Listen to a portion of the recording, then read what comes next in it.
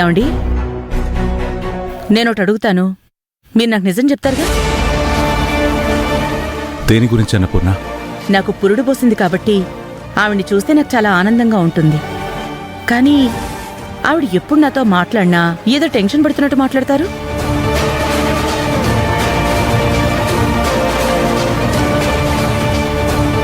నన్నేదో తప్పించుకుని మాట్లాడకుండా వెళ్ళిపోవాలని చూస్తుంది.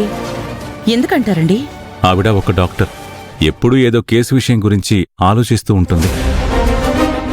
అందుకే ఆవిడ మాట్లాడినా నీకేదో టెన్షన్ పడుతూ మాట్లాడినట్టు అనిపిస్తుంది. నిన్ను చూసి టెన్షన్ పడాల్సిన అవసరం ఆవిడకేముంది? అంతేలేండి.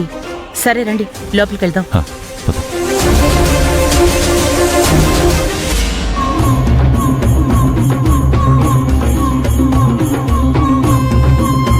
అయితే లలిత చెల్లెమ్మ వద్దన్న కూడా వేదాకి రక్తం ఇచ్చి బతికించింది అన్నపూర్ణ చెల్లెమ్మ అన్నమాట. ఇంకేదో పాపము ప్రక్షాళన అంటుంది క్లారిటీ లేకుండా. క్లారిటీ వచ్చిన విషయాన్ని వెంటనే చైర్మన్ గారికి పోస్ట్ చేయాలి.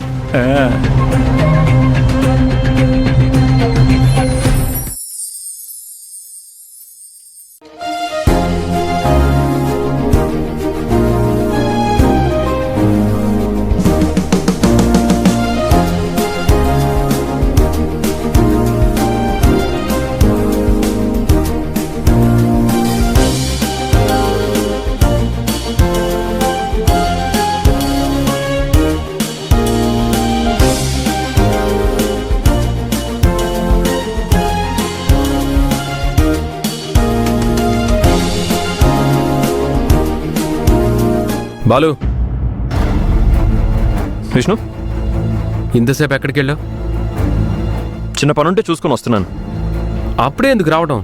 హోటల్ 8:30 కల్లా క్లోజ్ చేస్తాం కదా. నువ్వు 7:30 కల్లా వస్తే సరిపోయేది కదా. హాఫ్ అన్ అవర్లో క్లోజ్ చేసి వెళ్ళిపోవచ్చు. నువ్వు ఫ్రెండ్స్తో షికార్లు చేసిరా? నేను కూలివాడలా ఇక్కడ వర్క్ చేస్తూ ఉంటాను. నేను ఫ్రెండ్స్తో షికారు చేయడానికి వెళ్ళలేదు విష్ణు, వేదాన్ని డ్రాప్ చేసి వస్తున్నాను. నీకు ఈ బిజినెస్ చేయడం ఇంపార్టెంటా లేదా తను ఇంపార్టెంటా? నాకు రెండు ఇంపార్టెంట్. అంటే వేద ఫస్ట్ ప్రయారిటీ అని అంటావు. ఇప్పుడు ఏమైందని అంత సీరియస్ అవుతున్నావు? ఏ అందరూ వింటున్నారని నాముషిగా ఉందా? మా అమ్మ దయతలిచి నీకు హోటల్లో 20% షేర్ ఇచ్చింది. ఎందుకు? నువ్వు జాగ్రత్తగా పని చేస్తావని, దగ్గరుండి చూసుకుంటావని, ఓనర్లా ఫీల్ అవుతావని కాదు. ₹1 పెట్టుబడి పెట్టుంటే అప్పుడు నీకు బాధ్యత తెలిసిండేది. ఫ్రీగా వచ్చింది కదా, లాభం వస్తే పంచుకోవడానికి మాత్రం రెడీ అవుతావు. నష్టం వస్తే మాత్రం చేతులు ఎత్తేసుకొని వెళ్ళిపోతావు. అంతే కదా, నీదేం పోదు కదా. చూడు విష్ణు, బాధ్యతల గురించి నువ్వు నాకు చెప్పక్కర్లేదు. వేద ఏం పరాయిది కాదు కదా. వేద నీకు సిస్టరే కదా. సిస్టరా? వేద నాకు ఎదురింట్లో ఉండే ఆ లలిత కూతురు, అంతేకాని సిస్టర్ కాదు. సిస్టర్ అని అనుకోవడానికి తను ఏమన్నా మా అమ్మకు పుట్టిందా లేదా నాకు తోడు పుట్టిందా? ఒకవేళ అలాగే నీకు తోడబుట్టుంటే అప్పుడేం చేసేవాడివి? అప్పుడు తనని డ్రాప్ చేయాల్సిన పని నీకుండేది కాదు. ఆ బాధ్యతలు నేను తీసుకునేవాడిని, దాని మంచి చెడ్డలు నేను చూసుకునేవాడిని. ఇంకోసారి ఇలా రిపీట్ చేసావనుకో, నువ్వు షేర్ హోల్డర్ కాదు, ఈ హోటల్ స్వీపర్ పని చేయాల్సిన పరిస్థితి వస్తుంది. వెళ్ళి పని చూసుకో.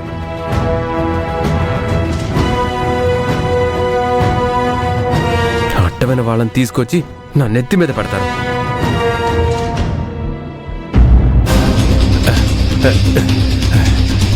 చైర్మన్ గారు, చైర్మన్ గారు, చైర్మన్ గారు, చైర్మన్ గారు, చైర్మన్ గారు. హలో. ఏంటి ఇలా వచ్చావు? ఏంటి నువ్వు ఒక్కడున్నావు ఇంట్లో? అవును.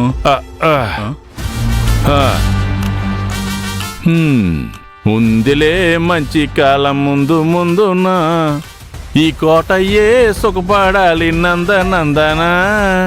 ఉందిలే. ఏంటి చైర్మన్ గారు లేరా? ఏంటి మా ఇంటికే వచ్చి నా కళ్ళ ముందే సోఫాలో కూర్చొని కాలు మీద కాలేసుకుని ఊపుకుంటున్నావు?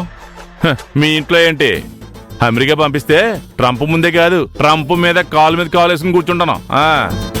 ఆయనకు అసలే తిక్కంట,